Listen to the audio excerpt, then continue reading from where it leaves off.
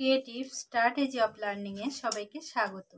আজকে আমাদের পাঠ্য বিষয় পঞ্চম শ্রেণীর আমাদের পরিবেশ বই থেকে ধস না নামে যেন, পৃষ্ঠা নাম্বার 133। তাহলে দেখে নেওয়া যাক ধস কেন নামে এবং কিভাবে নামে। নিতাইদের পাড়াটা একটা মজে যাওয়া নদীর ধারে। বাড়ির কাছে পৌঁছে গেছে নিতাই, হঠাৎ দেখলো নদীর দিকটায় অনেক লোক। কি ব্যাপার? সুভাষ কাকা বললেন একটা ছেলে পড়ে গেছে। দেখো নিতাইদের পাড়াটা কিন্তু একটা মজে যাওয়া নদীর ধারে, মানে যে নদীটা মজে গেছে। ঠিক আছে, নদীতে আর তেমন জল নেই। ঠিক আছে, সেখানে নিতাই দেখলো যে হঠাৎ দেখলো নদীর পাড়টায় অনেক লোকজন। হ্যাঁ, সুভাষ কাকা তখন বললো যে একটা ছেলে পড়ে গেছে। ছেলেটা ছুটতে ছুটতে যাচ্ছিল, বুঝতে পারেনি যে ভিতর থেকে বালি কাটা হয়েছে। ছেলেটা ছুটতে ছুটতে যাচ্ছিল, এবার উপরে মাটি ধসে বাচ্চাটা গর্তে পড়ে গেছে। দেখো ওখানে ছুটতে ছুটতে যাচ্ছিল, ও বুঝতে পারেনি যে এর ভিতর থেকে উপরের মাটি ঠিক আছে ভালো, কিন্তু ভিতর থেকে বালি কেটে নেওয়া হয়েছে। ঠিক আছে, এবার ছুটতে গিয়ে দেখো উপরের মাটি ধসে নিচে পড়ে গেছে। নদীর পাড়ের উপরের দিকে একটু মাটি, তার নিচে বালি থাকে। বাড়ির মেঝে তৈরি করতে বালি লাগে। দেখো নদীর পাড়ের উপরের দিকটা একটু মাটি আছে, তার নিচে বালি। ঠিক আছে, এবার দেখো বাড়ির মেঝে তৈরি করতে বালি লাগে বলে লোকজন সেই বালি তুলে নিয়েছে। এবার ছেলেটা ছুটতে ছুটতে এই পাড় দিয়ে আসতে এখান থেকে ধসে পড়ে গেছে। বিনাদিদা বললেন ছেলেটার বেশি লাগেনি, কিন্তু ভিতর থেকে এমনতর বালি কেটে নিলে মাটি তো ধসে পড়বেই। ছেলেটার বেশি লাগেনি, কিন্তু ভিতর থেকে যদি এমনতর বালি কেটে নেওয়া হয় তাহলে তো ধসে পড়বেই। নিতেই ভাবলো কয়লা খনিতে কয়লা তুলে নিলে কি হবে? ওদিকেও তো অনেক জায়গায় উপরে মাটি, ভিতর থেকে আগেই কয়লা তুলে নিয়েছে, সেখানেও তো এভাবে মাটি ধসে যেতে পারে।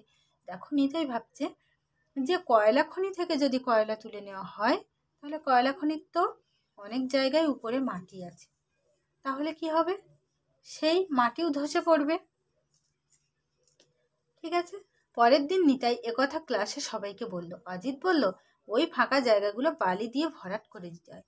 দেখো কয়লা খনি থেকে যে কয়লা তুলে নেওয়ার ফলে যে ফাঁকা জায়গা তৈরি হয় সেখানে বালি দিয়ে ভরাট করে দিতে হয়। অবশ্য মাটি আলগা থেকে যায়, বালি দিয়ে ভরাট করে দিলেও কি মাটি অবশ্য আলগা থেকে যায়। স্যার বললেন সেজন্য খনি অঞ্চলে গাছ লাগানো খুব দরকার, শিকড়গুলো যাতে মাটির নিচে জালের মতো ছড়ায়। সেজন্য কি খনি অঞ্চলে গাছ লাগানো কিন্তু খুব দরকার, শিকড়গুলো যাতে জালের মতো মাটির নিচে ছড়ায়। এবার দেখো শিকড়গুলো মাটির নিচে জালের মতো ছড়িয়ে মাটিকে শক্ত করে আঁকড়ে রাখে। ঠিক আছে, সেজন্য ধসের ভয় কম থাকে। কয়লা তুলে বালি দিয়ে ভরাট করা হয়, গাছও লাগানো হয়, তবুও ধস নামে। একটা দুটো নয়, অনেক জায়গায় ধস নেমে বাড়িঘর নষ্ট হয়ে গেছে। দেখো কয়লা তুলে বালি দিয়ে ভরাট করে দিচ্ছে, গাছও লাগাচ্ছে, কিন্তু তবুও ধস নামে।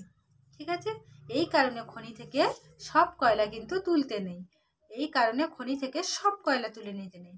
কিছু খনি থেকে হয়তো একটু বেশি কয়লা তোলা হয়ে গেছে, সেখানেই ধস নেমেছে। ঠিক আছে, এবার আমি এখান থেকে তোমাদের জন্য কয়েকটি গুরুত্বপূর্ণ প্রশ্নোত্তর রেখেছি, সেগুলো দেখে নেওয়া যাক। 1 নম্বর প্রশ্ন, মাটি ধসে পড়ে কেন? উত্তর, কোনো স্থানে মাটির নিচে শূন্যস্থান সৃষ্টি হলে উপরের মাটি আলগা হয়ে যায় এবং ধসে পড়ে। 2 নম্বর প্রশ্ন, কয়লা খনি থেকে কয়লা তুলে নিলে কি হবে? উত্তর, কয়লা খনি অঞ্চলে অনেক জায়গায় উপরে মাটি, ভিতর থেকে কয়লা তুলে নিলে উপরের ওই আলগা মাটি ধসে যেতে পারে। 3 নম্বর প্রশ্ন, কয়লা খনি অঞ্চলে ধসের ভয় কিভাবে কমানো যেতে পারে? উত্তর, খনি অঞ্চলে মাটির নিচে যে ফাঁকা জায়গা সৃষ্টি হয় সেখানে বালি দিয়ে ভরাট করে দিলেও মাটি আলগা থেকে যায়। এজন্য খনি অঞ্চলে গাছ লাগানো দরকার, কারণ গাছের শিকড়গুলো মাটির নিচে জালের মতো ছড়ায়। এভাবে কয়লা খনি অঞ্চলে ধসের ভয় কমানো যেতে পারে। পরের প্রশ্ন, খনি থেকে সব কয়লা তোলা যায় না কেন? উত্তর, খনি থেকে সব কয়লা তোলা যায় না কারণ খনি থেকে একটু বেশি কয়লা তোলা হলে মাটি ধসে যেতে পারে। পরের প্রশ্ন, মাটির নিচ থেকে বালি তুলে নিলে কি হবে? উত্তর, মাটির নিচ থেকে বালি তুলে নিলে মাটি ধসে যেতে পারে। দেখো পরে আছে, সঠিক শব্দ বসিয়ে শূন্যস্থান পূরণ করো। কয়লা খনির ওই ফাঁকা জায়গাগুলো ড্যাশ দিয়ে ভরাট করে দিতে হয়। কয়লা খনির ওই ফাঁকা জায়গাগুলো বালি দিয়ে ভরাট করে দিতে হয়। সেজন্য খনি অঞ্চলে ড্যাশ লাগানো খুব দরকার। সেজন্য খনি অঞ্চলে গাছ লাগানো খুব দরকার। ড্যাশ অঞ্চলে গাছ লাগানো খুব দরকার। কয়লা খনি অঞ্চলে গাছ লাগানো খুব দরকার। গাছের শিকড়গুলো মাটির নিচে ড্যাশ মতো ছড়ায়। গাছের শিকড়গুলো মাটির নিচে জালের মতো ছড়ায়।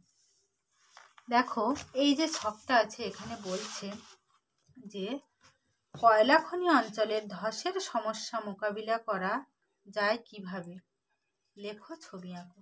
দেখো কয়লা খনি অঞ্চলে ধসের সমস্যা কিভাবে মোকাবিলা করা যায়। কয়লা খনির ফাঁকা জায়গাগুলো বালি দিয়ে ভরাট করতে হবে। খনি অঞ্চলে গাছ লাগাতে হবে। খনি থেকে সব কয়লা তোলা যাবে না।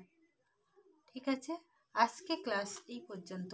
পরের গুরুত্বপূর্ণ ক্লাসগুলো সবার আগে পাওয়ার জন্য চ্যানেলটি সাবস্ক্রাইব করে পাশে থেকো।